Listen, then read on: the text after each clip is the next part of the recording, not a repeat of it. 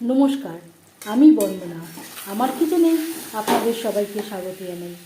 আবারও এসে হাজির হয়েছি নিরামিষ পটলের একটি রেসিপি নিয়ে। দেখে নেওয়া যাক আজকের এই রেসিপিটি।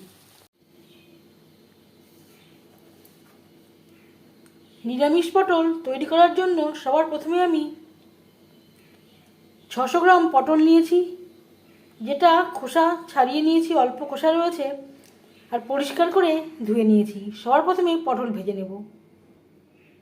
আমি রান্নাটা রিফাইন্ড অয়েলে করছি, আপনারা চাইলে যে কোনো কুকিং অয়েলে করতে পারেন। তেল মশলা ঢোকার জন্য পটল একটু চিড়ে নিয়েছি।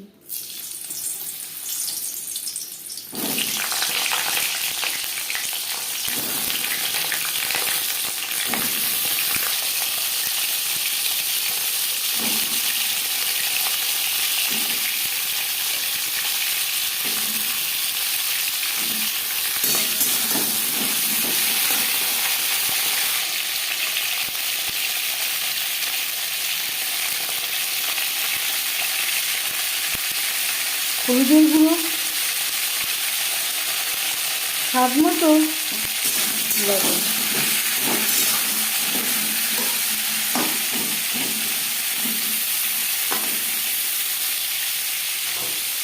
দু 3 মিনিট নাড়াচাড়া করে নেওয়ার পর গ্যাসের ফ্লেমটাকে লো টু মিডিয়ামে রেখে ঢাকনা চাপা দিয়ে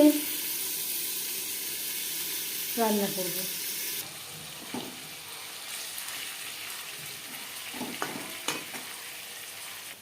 নিরামিষ পটলের জন্য একটা মশলা আমি তৈরি করে নেব। এখানে নিয়েছি 1 চামচ গোটা জিরে, 1 মুঠো নারকেল কুচি, 5-6টা কাঁচা লঙ্কা, অল্প অল্প করে দুধ অ্যাড করে বেটে নেব। অল্প অল্প করে দুধ অ্যাড করে নারকেল আমি বেটে নেব। পটল বেশ ভালো করে ভাজা হয়ে গেছে, প্রায় সেদ্ধ হয়ে গেছে। একটা পাত্রে উঠিয়ে নেব।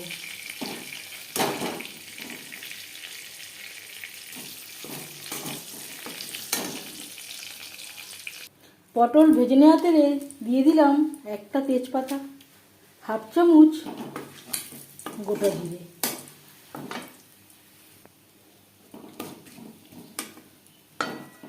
জিরে তেজপাতা ভেজে নেওয়ার পর দিয়ে দেব নারকেল, দুধ, কাঁচা লঙ্কা ও জিরে।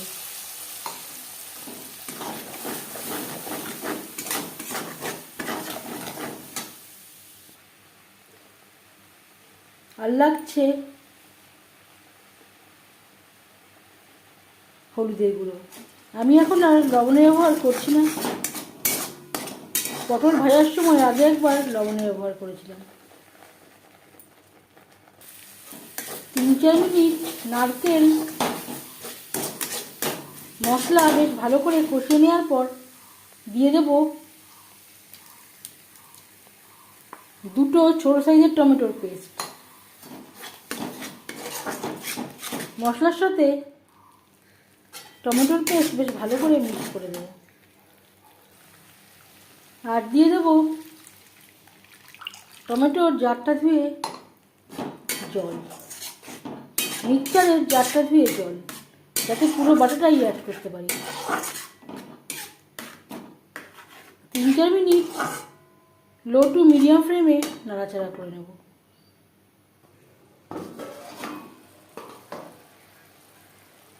আমি ঢেকে দিয়েছিলাম, মশলা থেকে তেল ছাড়তে শুরু করে দিয়েছে। এই পর্যায়ে বুঝে নিতে হবে ঠিকঠাক মশলা কষানো হয়ে গেছে। গ্যাসের ফ্লেমটাকে হাইতে করে দেব আর দিয়ে দেব ভেজে রাখা পটল। মশলার সাথে পটল বেশ ভালো করে মিক্স করে দেব।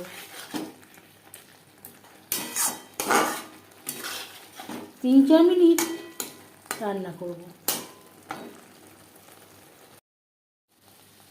4-5 মিনিট নাড়াচাড়া করে নেওয়ার পর দিয়ে দেবো জল।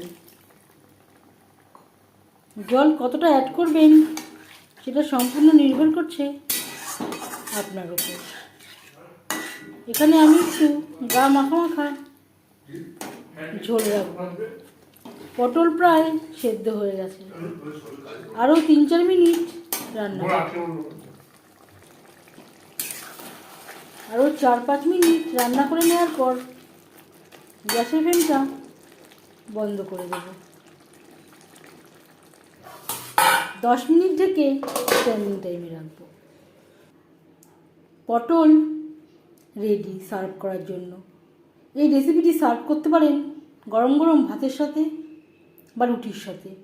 এই রেসিপিটি কেমন লাগলো অবশ্যই জানাবেন কমেন্টের মাধ্যমে। যদি এই রেসিপিটি ভালো লেগে থাকে লাইক করবেন, শেয়ার করবেন, সাবস্ক্রাইব করবেন আমার চ্যানেলটিকে, বেল আইকনটা প্রেস করে দেবেন। যখন আমি নতুন ভিডিও আপলোড করব তার নোটিফিকেশান সবার আগে আপনার কাছে পৌঁছে যাবে। আপনারা সবাই অনেক অনেক ভালো থাকবেন। এই ভিডিওটি দেখার জন্য ধন্যবাদ।